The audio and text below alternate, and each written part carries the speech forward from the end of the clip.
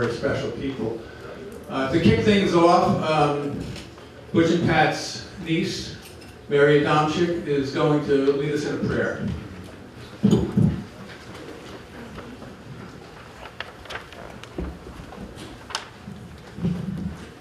Loving and gracious God, today we gather with grateful hearts as we remember and celebrate the lives of Butch and Pat Armusewicz. We thank you for the gift they were here to one another and their family and friends, and to this golf community that they love so much. We give thanks for the deep love they shared with their daughters, Deborah and Stephanie, their grandson, Vincent. Their family was their pride and joy, and their constant devotion. There was nothing they would not do for those they loved. In that love, we catch a glimpse of our own faithful care for ourselves. We remember the simple and beautiful things that brought them happiness, the game of golf, the friendships on the course, the laughter shared after the rounds. We smile at the memory of Uncle Butch quietly making sure Aunt Pat had the right golf clubs in her bag, which is a small saying of his generosity and attentive love. We give thanks for who they were. For Pat, a kind, loving, always smiling, a woman whose warmth made others feel welcomed and valued, and who deeply loved in return. For Butch, a man who listened, he gave of himself,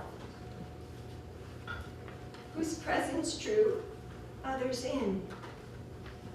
In a card I received from Brett and Juliana Fanning, stated, Butch wore strength like armor, but inside, a heart full of warmth. A rare and loyal soul, strong enough to face the world, soft enough to care. He was a rock. As we remember them today, comfort all who mourn. Bill, Deborah, Stephanie, Vincent, brother Robert, sisters Marcia and Carol, nieces, nephews, sister-in-laws, and friends, and all who loved them all with your peace. Help us to carry forward the best of who they were, their generosity, their kindness, their strength, their joy. And remind us, O love, that the love is stronger than death, and that those who have touched our lives so deeply remain in us in memory. They're in our hearts, they're in our spirit, and the promise of eternal life.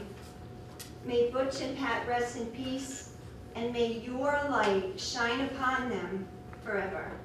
Amen. Amen.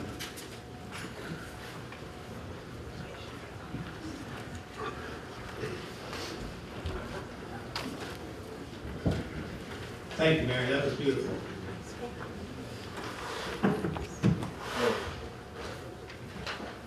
Okay. First off, I want to thank everyone again for coming out to celebrate these two lives that have left us an incredible legacy here at Southampton Golf Club. I know many of you here. I'm sorry. Before I get started, when we're done speaking, when the girls are done speaking, please all remain seated, please, for a little ceremony afterwards. I know many of you would like to say a few words here, but we need to stay with our program, so we're going to try to be short, and so we can all pass our Butch and Pat stories to each other later. For my few words, I thought I would speak to the Butch many never knew. I can't say I remember the first time I met Butch. I was apparently a toddler, and my parents, being young parents, needed a night out. Desperate for a babysitter, my father reached out to his young friend, who was barely out of his teens. Butch said he was terrified. He didn't do anything to my father. He told me he had no idea what to do and was scared to death of my mother. He would continue to be a presence in my young life. When everybody in the community seemed to be at the drive-in beach on Sundays, there would be dozens of us young boys, fields of rookies, playing beach football, and there was Butch, right in the middle of all of us. Now he's in his late 20s, with his shirt off, playing quarterback, making us all run about 50 yards down the field to show us how far he could throw a football. I played on a travel baseball team as a young teen, and Butch was my coach. One particular game I was pitching.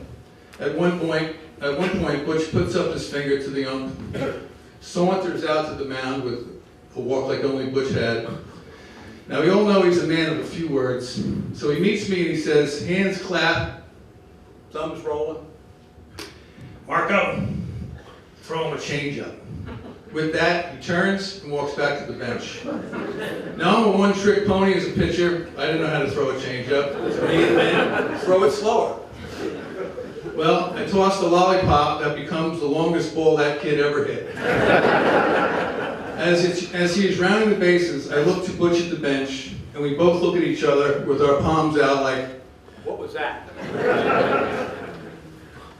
Anyone who's played golf with him was entertained or a victim to his showmanship. He was the best at it, but he didn't hone that skill at the club. Back in the day, when the golf season ended, the golf shoes went into the closet, and out came the bowling shoes. The place to be for the action in the winter was the Polish Hall. Many today know it as 230 Elm. In that subterranean depth were 6 bowling lanes in a cramped room that smelled like stale beer and cigarettes that hosted numerous leagues. The big one was the Community Bowling League that consisted of many teams. Drinking, gambling, bowling, and an occasional fisticuff were the norm. Every guy in town seemed to participate. Well, in a room full of alphas, Butch, even as one of the younger guys, was the alpha. The best bowler in the league, he threw the most beautiful hook. I'm sure you can all picture Butch in that cramped room with dozens of guys telling everyone about the strike he was about to make. Then we would turn to roll it. As the ball seemed like it was clean to the edge of the gutter, he would turn to the ground as the ball would make its gentle curve to find the pocket of pins every time. He would go on to be a key figure in running the hall, preparing him for the job that awaited him here. Butch became the right man for the job here at Southampton Golf Club. When he became president, Southampton Golf Club had stale management, an aging infrastructure, and eventually a course needing to be brought back to its roots. He knew for this club to become the club it is today, he had to make tough decisions. It came with real personal sacrifice. Butch wasn't always the beloved patriarch with the Red Sox mug we would all love to sit with and discuss. Well, anything. He always did what was best for the club. When I look at Butch and Pat, I think of our own version of Franklin and Eleanor. A partnership and leadership. Together, in their own ways, setting the tone for this great club that we enjoy today. He and I would always acknowledge the importance of a partner to do this job. When Pat was dealing with her own health issues and was going from hospital to care center, he said to me, Marco, I never knew how hard it was to take care of me. Our conversations in making the transition were moments that I will always cherish as he expounded on history, legacy, leadership, and culture. These moments were priceless gifts I still refer to. Our member here at Southampton Golf Club, Jordan Ziegler, is the past president of the Glen Oaks Golf Club in Nassau County. He once told me he never made a presidential decision until he ran it by Butch. This humble man, the face of Southampton Golf Club, became one of the most revered figures in the Met Golf region. I once told him how lucky we all were to know him. He said, no, Marco, I was lucky to know all of them. They were a gift to me. His humility always was present. While we all missed him greatly, Butch wanted no part in being a feeble old man. I saw him last fall to tell him how pleased I was he was back playing. He said, screw that. I'm now the old man who hits it 100 yards and everyone is going, way to go, Butch, good hit. He hated it. Pat and Butch were instrumental in shaping this club that we all love today. Their legacy will last for generations. Thank you.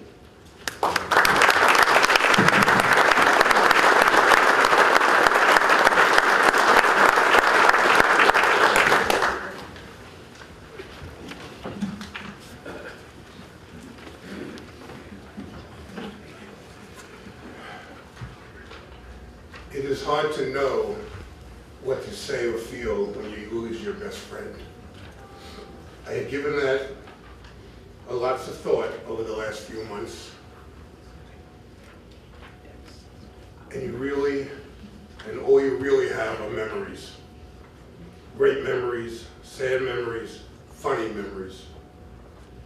I've been blessed with lots of good friends over the years, but no one as unique as Butch.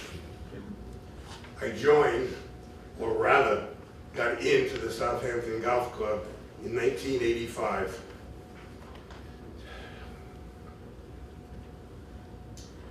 And shortly thereafter, I was invited to an ongoing game on Fridays at 11 a.m. with Butch, Dick Gilbert, and Ronnie McFarlane. That game changed my life for the better. Over the years, some of the players have changed. We picked up George Tiska, Ron passed away, and now we have Bud Howley and Larry Eisman. But Butch and I, we were a constant.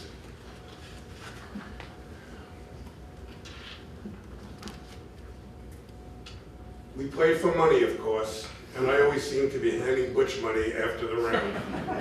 After a few years of that, Butch suggested we put the money, the winnings into a pool. So we did that. The pool funded trips for the four of us to go to Las Vegas or Phoenix, Arizona each year. Those were great times. We played a variety of golf courses. We gambled, ate well, laughed a lot, and usually we just made fun of Ronnie. If you knew Ronnie, you know what I mean.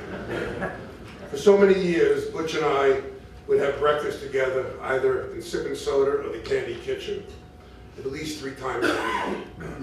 We would sit and sip and soda or Candy Kitchen, share amongst other things our experiences as president of a golf club. We'd give each other advice and counsel, especially about the sometimes frustrating things that you, the members, would do.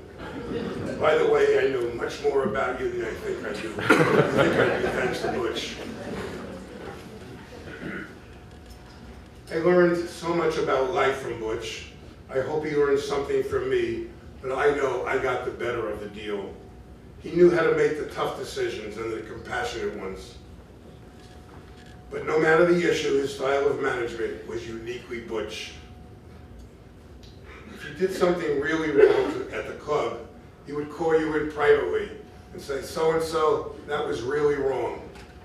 You should volunteer for a 1-month suspension. If you don't want to do that, we can go to the board and you'll get 2 months minimum. What's your pleasure? No one ever went to the board.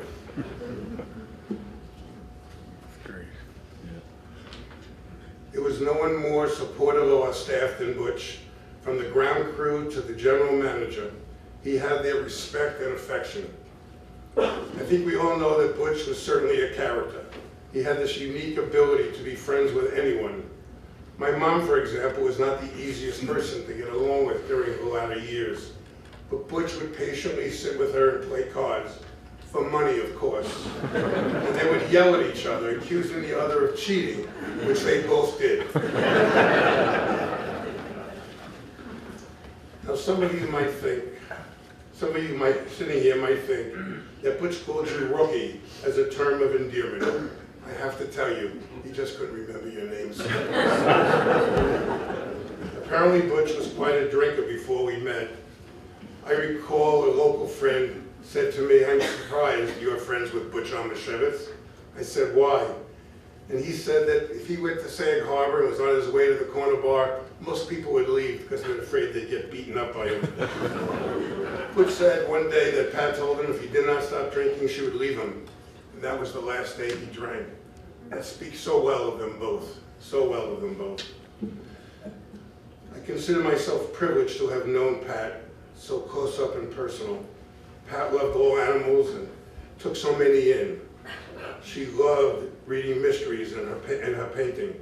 She did not have a bad bone in her body, and over all the years, I cannot remember her saying a negative thing about anyone.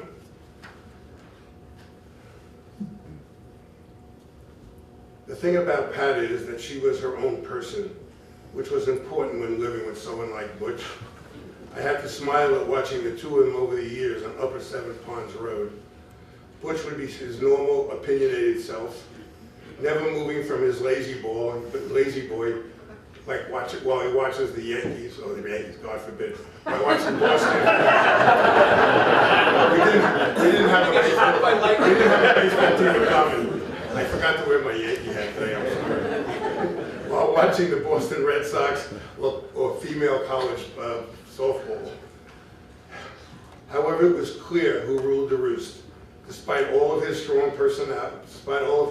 personalities and stubbornness, Butch never made a move without Pat. It was easy to tell who Butch loved. If he loved you, he complained about you. Well, he would never waste his time complaining about someone he didn't care about. Complaining for Butch was a measure of how deep his love and affection was. Deborah, Stephanie, and Vincent, I stand here to tell you that he never ever stopped complaining about the three.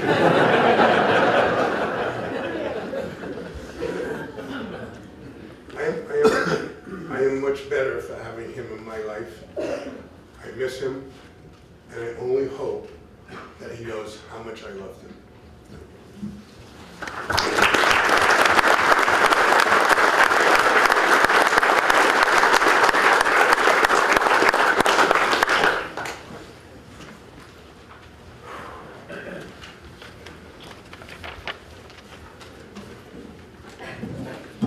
Can you hear me from like this? Stand up, please. Okay, I'll start with Pat. Pat was a member of our Ladies Association for many years. And don't let her tiny physique fool you. She was stronger than she looked. She may not have called herself a great golfer, but she was out there 3 times a week, no matter the weather, always walking the course. We used to laugh watching her use her bead counter to keep track of every shot, but in the end, she always had the last laugh because somehow Pat managed to win almost every weekly tournament. She was also a true competitor, even winning her flight in the club championship. But more than anything, Pat was strong, kind, and a lovely person. And she had to be, after all. She was married to Butch. Almost 40 years ago, I became a member of Southampton Golf Club. At the time, Gary Noble was president, and a year later, my father became president. That's when I really got to know Butch. Butch would come by our store and sit with my father, talking about golf and the club. And if it wasn't at our store, it was Sip and Soda, the meeting place in the Hamptons back then. No matter where they were, the conversation always came back to golf and the club. Many people knew Butch as tough and intimidating, but that couldn't have been further from the truth. We had a kinder side that not many people saw, but I did. After my father passed, Butch occasionally stopped by our store to check in on my mother, my sister, and me. That's who he really was. When Elton Pee Wee Etheridge was superintendent at the time, became ill, Butch made sure to visit him at home. And after Elton passed, he continued to visit his wife. When Denise Monorata became ill, he would call her and check in on her. He made it a point to know the name of every employee at the club, and he would play golf with anyone, no matter their handicap. That was the kinder Butch. Butch loved his golf. Even when he knew his health was failing, he never gave up trying to play. He would say, "I'm moving up to the green tees," and for a while he did. One of the last things he said to me was, "I'm going up to the whites." When Butch retired as president, I don't think he realized just how big a void it would have left in his life. The club has been in his life for 26 years. To fill that void, he created a daily routine, starting in the mornings at Hawks gas station for coffee, then heading to Sip and Soda for breakfast, then visiting us at the store, sometimes staying for hours, and of course, always stopping at the club. We always enjoyed those visits. When Pat passed away, a part of Butch died too. She was the love of his life, and when he came by to our store, he wanted to talk about Pat. He loved his daughters and his grandson. He told stories of the characters he knew in the days of the Polish War. My favorites were always the stories about him and my father. Butch loved telling jokes, and I'm sure many of you heard them more than once. What's sad is that we won't hear those stories and jokes again. Butch once asked my sister if we could take him to Mohegan Sun for the day. We said yes. So Michelle, Sean, and I took him this past November. I was a little concerned it might have been too much for him, but he was great and we had a really good time. I'm so glad we did that for him. When I read that on the day Butch passed, he was on the service road in Islandia, I knew he was either on his way to or on his way back from Jake's. He would always stop by the store after visiting Jake's and tell us whether he won or lost. I can tell you, he mostly won. A few days later, I found out he had just left Jake's, and there was something comforting in that. Butch left all of us the same way he lived, smiling with a pocket full of money. Butch, you left us with a big void in our lives now, but you were truly one of a kind.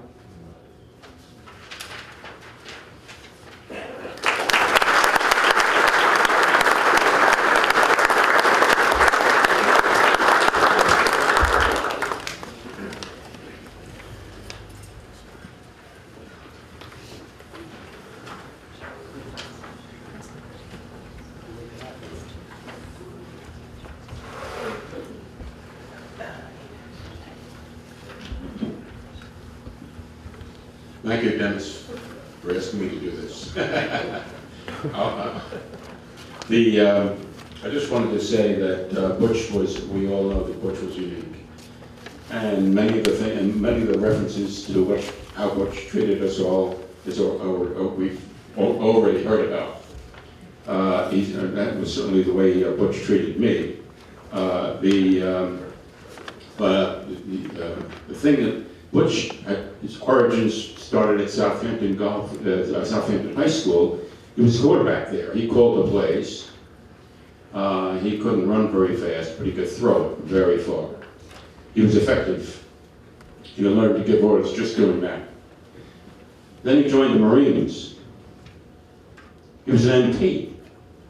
You know what MPs do? They go to bars and break up fights among soldiers. You think he knew something about that? Yeah. So the Marines had a very good job for him. He ended up over here at Southampton Golf Club. I've been a member here for 46 years. And I had the pleasure of being a foursome with him on a Saturday morning for a while with Tom Serrata and Dave Green, among others. And sometimes I was in a foursome with Dennis. That was always enjoyable. Butch would give Dennis a hard time if he missed a putt. Say, well, you don't have that caddy that you have over at Atlanta. If you can remember that, right? Yeah. Anyway, the thing is that Butch he did a very important thing at this club because he was, as a member for 26 years, this club had to undergo some very serious, remarkable, expensive, unpopular, controversial changes. This is the Seth Rayner course. We're all proud of that. Links course. But in the 1960s, it was fashionable to have parkland courses. So they tried to convert this course to a parkland course by planting a bunch of trees all over the place. Trees don't really belong on a links course. Trees are not very good for the grass. And Butch learned about that. He heard the consultant, and they said, okay, fine. And so the change started. Unpopular, as I said, controversial, yes. And there was a member who came to Butch and said, hey, Butch, why did you cut down those beautiful trees between the 18th fairway and the first fairway. Why did you cut those down? They were beautiful trees. Butch said, those trees were diseased. Any other questions, rookie? And that's the way he treated most of us as rookies. And I think that should be Butch's legacy. That all of us should consider ourselves, all the men anyway, should consider themselves rookies if they're members of Southampton Golf Course. It didn't matter if you went to Chaminade or Harvard, or you were a big shot somewhere in New York City. You're a rookie. Remember that you're a rookie. And as for you lady golfers, if you're married to one of the golfers here, you're married to a rookie. So that's how we'll remember Butch. From now on, you're rookies.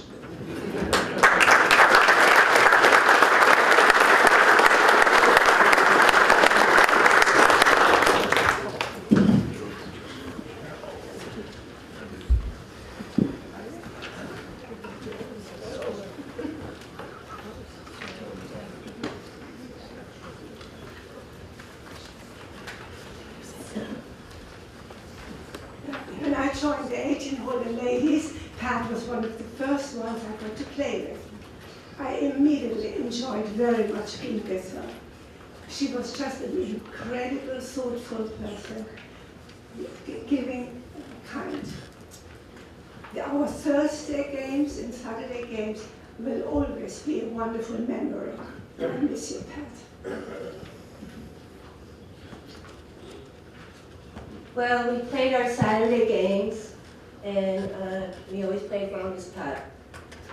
So Pat would get up there. I'd probably be like a little erratic, but Pat would get up there, and she'd start putting like crazy. So we nicknamed her Puttin' Patty. And we had a lot of good laughs. I miss you, Pat, and I hope you and Butch are resting peacefully. Well, the three of us played together for probably 14 years every Saturday, and we miss her now. We have our special holes that we call our Pat holes, okay? And the second hole is Crystal's, and the ninth hole is Margie and mine. So the important thing here is the legacy that all of you had mentioned, and those holes hold our legacy for remembering Pat and Butch. We we love both of them. They talked a lot about you guys, their daughters and their grandson. They were very proud of all of you. So.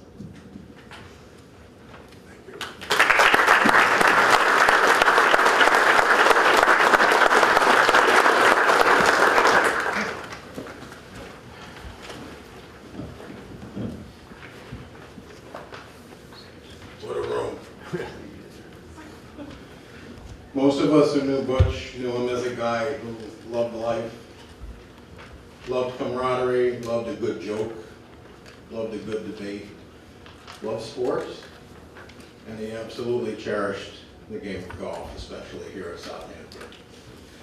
Friends who knew him well referred to Butch as a sweet, gracious man they loved and admired, beyond the first appearance of a no-nonsense impression he might give. I knew Butch as a brave and caring man, a man who dedicated a great deal of his time with us, serving and protecting something he held near and dear to his life. A man who always stood for what was right for this club, no matter what. Butch acted selflessly in many ways and made conscious, informed decisions, which he stuck to, even if it clearly would have been easier for him not to.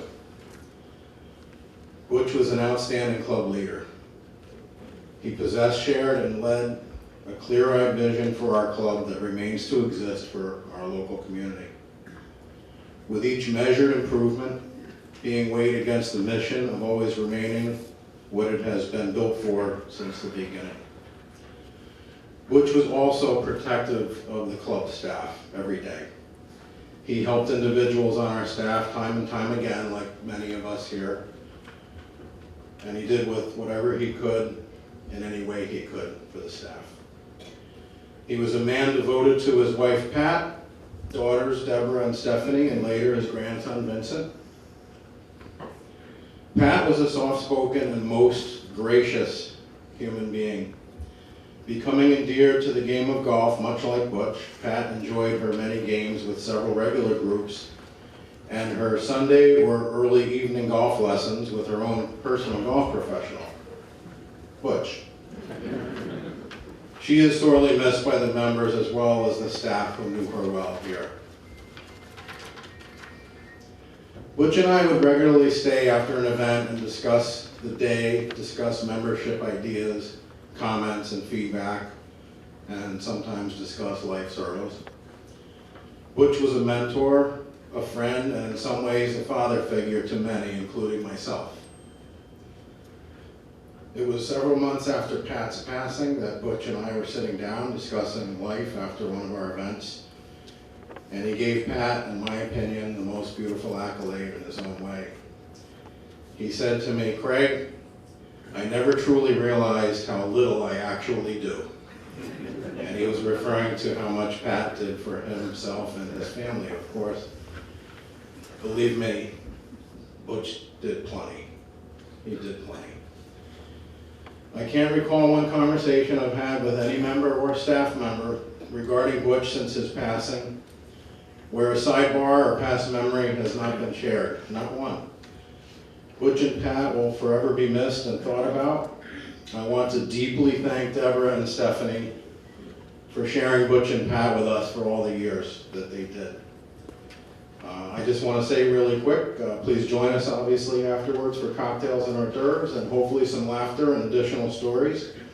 And please just give us a few minutes to move the white chairs over from the bar so we can make room at the bar. Thank you very much.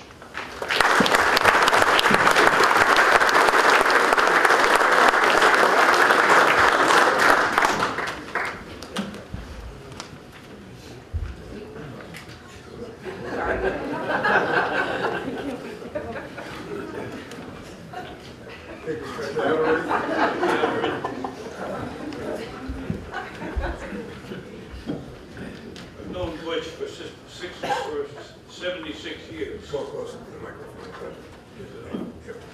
Look, I've known Butch for 76 years. We met in first grade at Sacred Heart of Jesus and Mary grade school on Hill Street. After grade school, we attended Southampton High School on Hampton Road, now the town hall. Butch was a great athlete. He played baseball and football. He was a great quarterback and could throw the ball approximately 70 yards. I wanted to be his tight end, but first year out, I broke my ankle. Second year out, I broke my collarbone both times before the first game of the season. This was the end of my football career. As far as academics goes, Butch used to copy off me all the time. Every test we took, Butch got the same grade as I did. The teacher couldn't figure that out. Finally, we made it to graduation.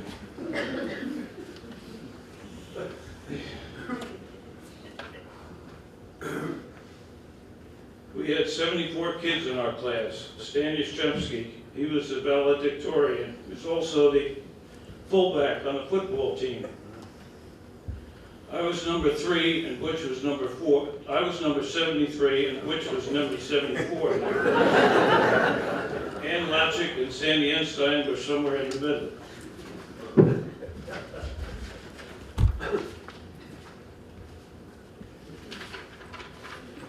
After graduation, Butch enlisted in the Marine Corps. I enlisted in the Navy. We didn't see much of each other for the next few years. After becoming discharged, we used to bowl at the Polish Hall.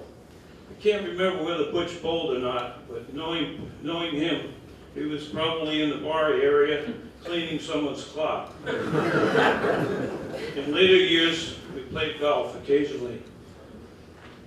Eventually, Butch asked me to fill in his foursome. I think he was trying to squeeze out Dennis Suscott.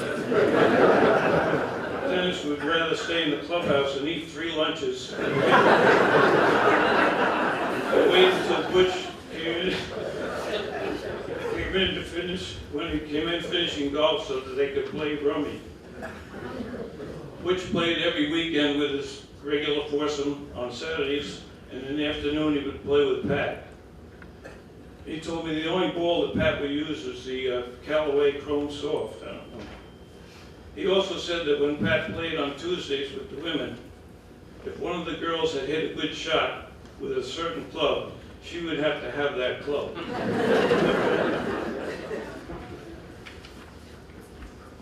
One day while looking in the closet at home, he found 9 brand new golf clubs, Pat's, that still had the cellophane on them. But she had to have them. After our new foursome got established, Butch had nicknames for everyone in the group. His name was Gary because he thought Gary Woodland was the best golfer on the PGA Tour. He might have been right. Jimmy Chewinski was named Stosh. Bud Howie was called Bryson because he thought he was the longest hitter in the club. My name was Spot because Butch had to give me so many shots. We didn't play serious golf, more kidding with each other. We didn't play for score, we played for laughs. Butch did a great job as president for 26 years. Some of his accomplishments are new clubhouse, new pro shop, new staff housing, and many restorations to the golf course. He also accepted probably 400 to 500 new members under his tenure. He couldn't remember all their names, so they all were called Rookie. We miss you, Butch. Rest in peace.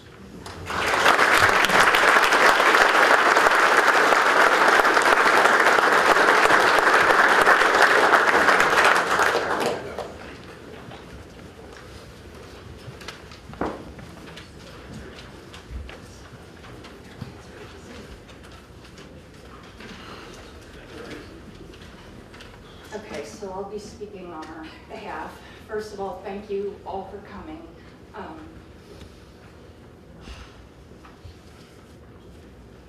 It's been a really hard year, but the support of this club and the people in this room, our family, friends, it's helped us get through.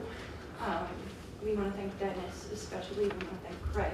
We want to thank the board, all the speakers today, Mary, all our family, everyone who came. Pick up the microphone. Sorry. Just an expression of gratitude if you didn't hear me earlier. But I do want to read a poem in conclusion on behalf of my mom. Anyone who knows her knows that she loved deer, and that's a symbol of hers in our mind now. The poem that I've chosen is from the poet Mary Oliver. It's called The Faces of Deer. When for too long I don't go deep enough into the woods to see them, they begin to enter my dreams. Yes, there they are, in the pine woods of my inner life. I want to live a life full of modesty and praise. Each hoof of each animal makes the sign of a heart as it touches, then lifts away from the ground. Unless you believe that heaven is very near, how will you find it? Their eyes are pools in which one would be content on any summer afternoon to swim away through the door of the world. Then love and its blessing, then heaven. Thank you so much, everyone, for coming and for being a part of their lives. This club has meant so much to us over the years, decades, honestly, starting with our grandfather. So we can't express enough how much everyone in this room means to us and for everything everyone's done. Thank you.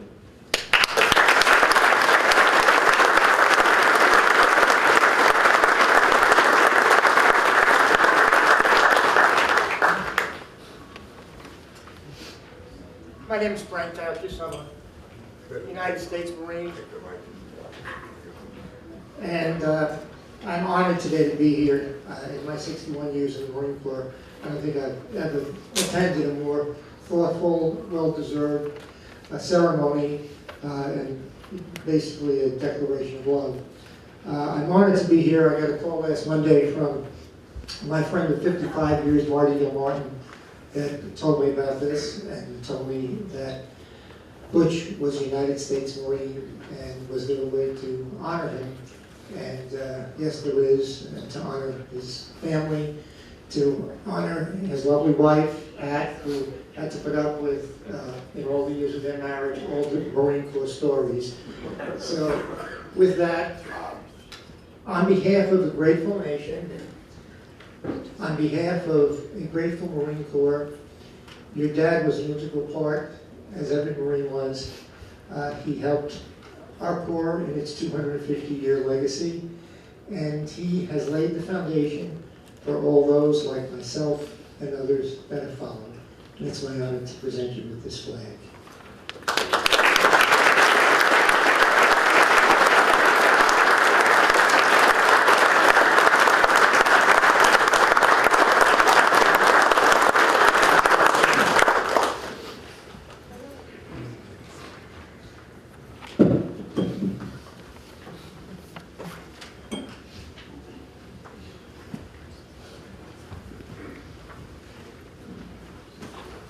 This was one show of support, not just for Butch and Pat, but for the entire club.